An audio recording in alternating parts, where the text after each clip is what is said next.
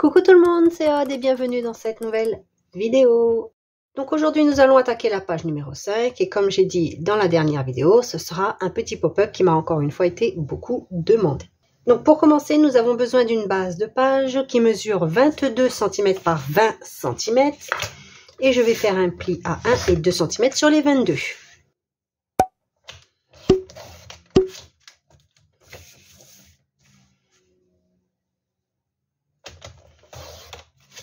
Et sur les 22, comme je viens de dire, on fait un pli à 1 cm pour la pâte de collage et à 2 cm pour avoir 1 cm d'aisance de page.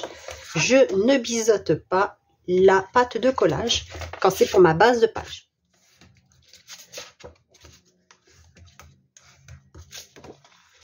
Pour le rabat du haut, on prend un papier de 20 cm par 20 cm. Sur les 20 cm de hauteur, on fait un pli à 1 cm.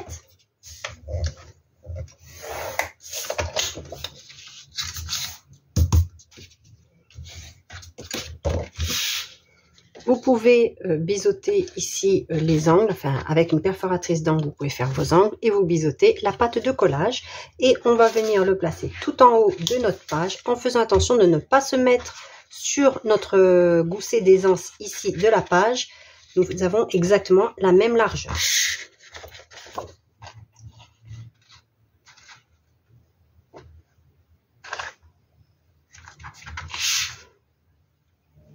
Voici ce que nous obtenons.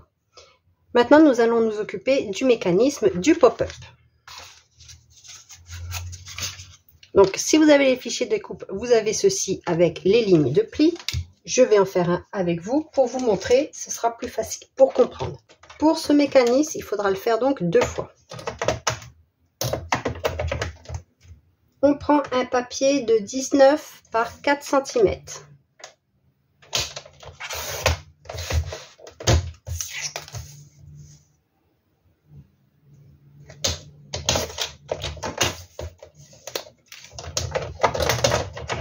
Sur les 4 cm, on va faire un pli à 1,5.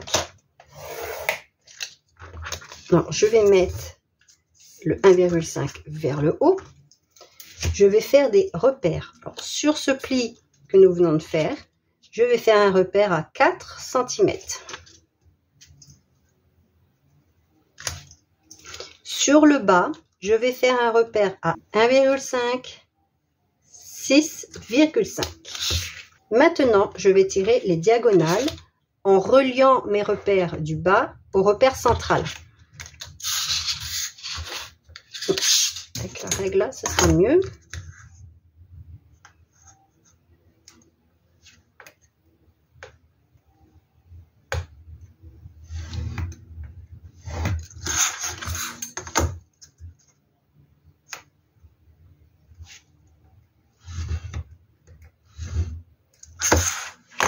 Et vous allez venir couper ici, ici. Tout ceci, on le retire.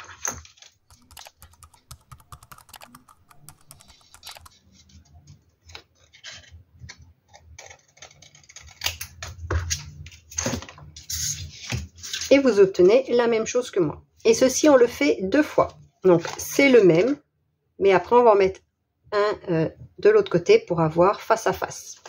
Donc, je reprends ma base ici de page avec mon rabat. Pour le pliage des mécanismes, on va plier le petit côté, le grand côté, vers l'intérieur, vers l'extérieur, vers l'intérieur. Et on fait pareil de l'autre côté. Vers l'intérieur, vers nous, hop, et comme ceci.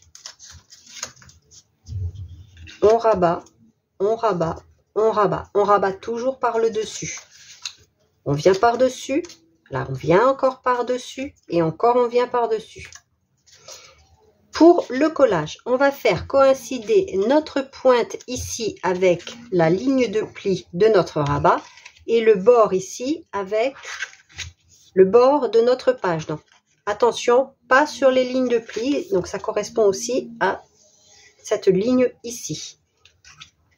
Donc, je fais coïncider ma pointe avec ma ligne de pli. Je fais coïncider le bord de mon papier, de mon mécanisme, avec le bord ici de ma page. donc à cheval entre le rabat et la page. Je regarde bien ma ligne de pli, voilà, de manière à ne pas gêner aussi.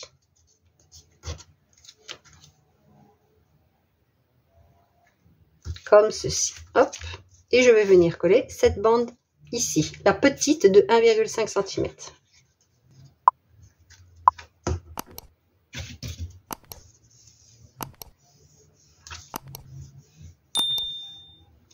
Pareil, on regarde que ça n'est pas derrière débordé. Je fais pareil de l'autre côté, mais bien sûr en effet miroir. Donc je fais coïncider tout le long et je fais coïncider ma pointe ici avec ma ligne de pli.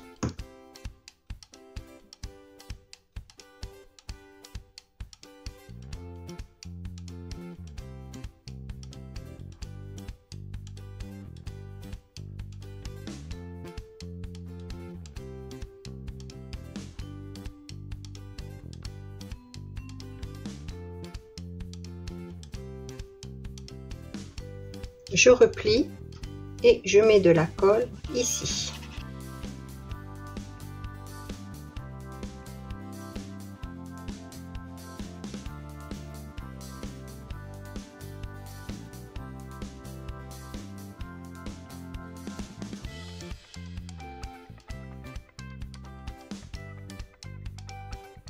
Je fais pareil de l'autre côté.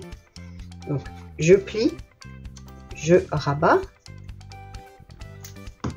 Je marque bien mes lignes de pli.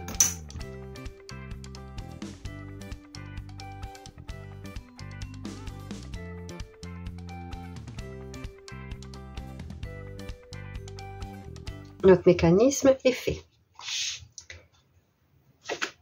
Donc si vous avez une colle à séchage lent, prenez votre temps, laissez bien sécher. Moi je ne vais pas trop manipuler, je vais quand même si celle-ci a prise rapide, comme vous pouvez voir, je vais quand même attendre un petit peu, parce que je ne voudrais pas que ça se décolle, notamment dans les angles. Pendant ce temps, vous préparez deux emplacements photo de 8 cm de large par 12 cm de haut. On va les placer en s'alignant sur le bas ici et en le collant comme ceci. Donc nous avons 2,5. Je vais faire un petit repère de 2,5 cm. Qui correspond à la hauteur ici. De manière à pouvoir mettre un petit peu de colle en dessous de ce repère. Pareil pour l'autre côté. Le mécanisme est terminé. Maintenant, pour maintenir tout ceci fermé, vous pouvez, si vous le souhaitez, mettre des aimants ici et terminer ou mettre une flippette. C'est vraiment au choix. Moi, j'ai décidé, pour que ce soit coordonné avec tout le reste de l'album, de réaliser une pochette comme celle-ci. Cette fois-ci, elle n'est pas ajourée des deux côtés. J'ai donc commencé par un premier papier de 16 cm de large par 14 cm de haut. Sur les 14, j'ai fait un pli à 1 cm pour la pâte de collage et j'ai biseauté la pâte de collage. Pour le deuxième papier, pour former la pochette, j'ai pris un papier donc de 18 de large par 14,5 cm de haut. Sur les 18, on fait un pli à 1 cm de chaque côté pour la pâte de collage. Et sur les 14,5, on fait un pli à 1 cm pour la pâte de collage et à 1,5 cm pour le gousset. Parce qu'ici, nous avons quand même un petit peu d'épaisseur. C'est toujours mieux d'avoir un petit peu d'aisance. Toutes les pâtes de collage ont été biseautées. Alors, étant donné qu'ici, j'ai un rebord avec comme une perforatrice d'angle, je n'ai pas eu besoin de biseauter ici. On ne le verra pas. J'ai aussi collé un acétate. Celui-ci mesure... Alors, j'ai pris 14 cm par environ 12 ou 12,5. 12,5. Et j'ai placé l'acétate dans ce classeur de gaufrage là. Donc, c'est toujours le même pour rester vraiment coordonné avec le reste. je vais prendre le papier entier et je vais venir coller cette pâte de collage sur ma pochette et rentrer celle-ci pour fermer. Comme d'habitude, on fait attention aux lignes de pli. Donc, je vais retourner ma ligne de pli pour être sûr d'être bien placée.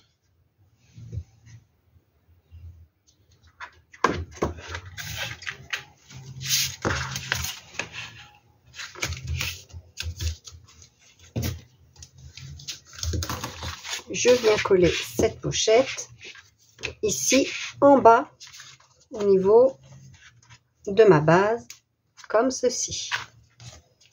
Donc je colle uniquement les 1 cm de pâte de collage et vous placez plus ou moins au centre.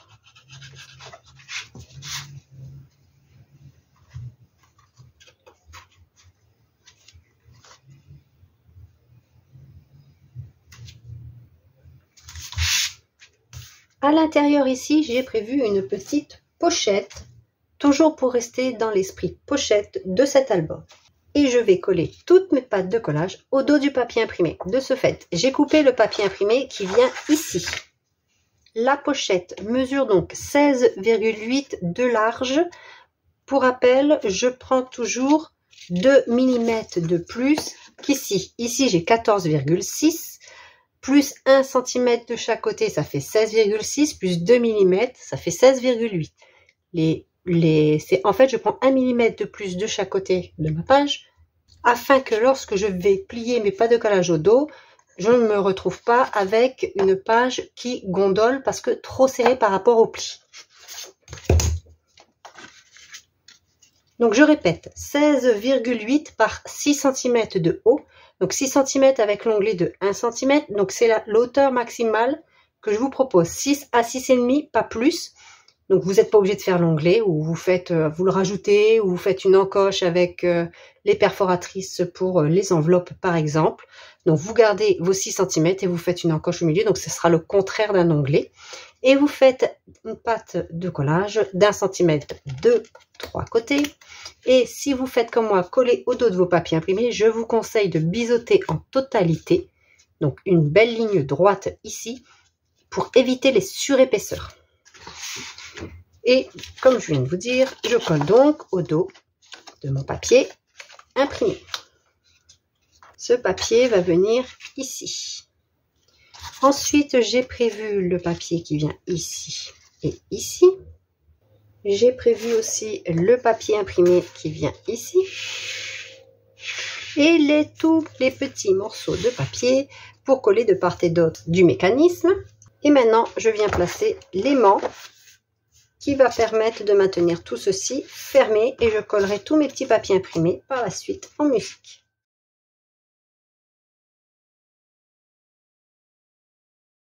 Comme d'habitude, on fait attention de ne pas écraser notre gousset, on ne tire pas dessus, on essaye de se mettre assez droit.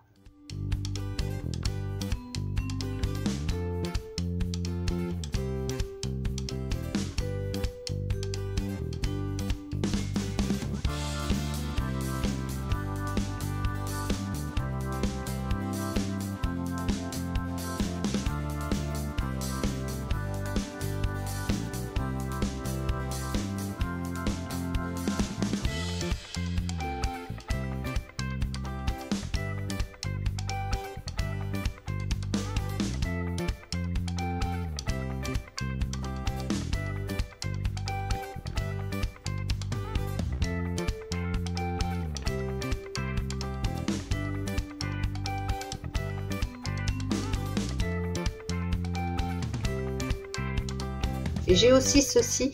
Alors, je suis hésitante, soit laisser le même qu'ici, donc c'est la continuité, ou mettre un papier à poids pour apporter un peu de dynamisme et de gaieté à tout ceci.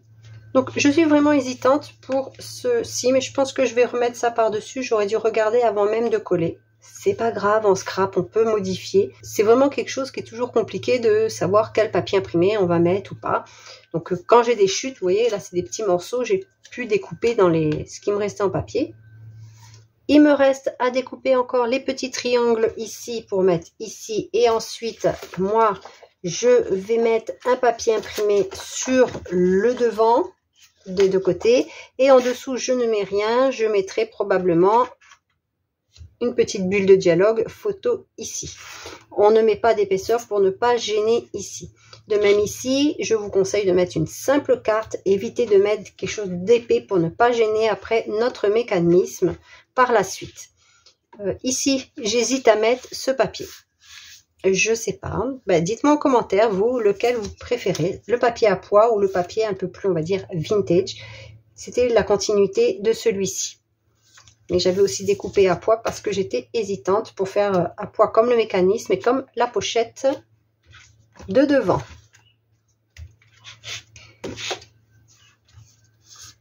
J'espère que ce tutoriel vous a plu. Donc c'est un mécanisme très connu, assez simple à réaliser. Et le petit plus des fichiers de découpe dans ce style-là, c'est ne pas se prendre la tête pour la découpe des toutes petites pièces de papier imprimé ici.